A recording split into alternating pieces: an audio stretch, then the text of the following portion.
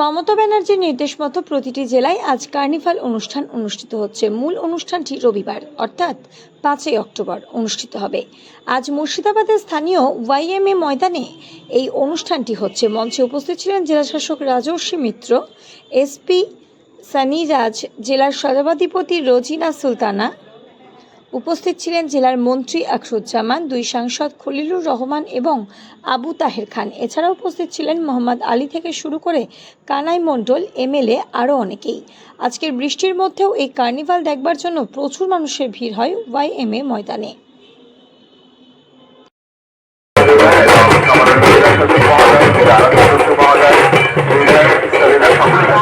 আমাদের বাঙালিদের সামনে তুলে ধরবার জন্য সমস্ত বন্ধুদেরকে অনুরোধ এরকম যেন নিজেদের মনে হয়। আর এখানে আশিস মার্কিক মহাশয় রয়েছে। বাণিজ্যের অঙ্গ সমিতির সদস্যরা অপেক্ষা করছে মঞ্চের সামনে আসবার জন্য, একটু একটু করে এগিয়ে যাওয়ার জন্য সামনে দিকে। পরবর্তীতে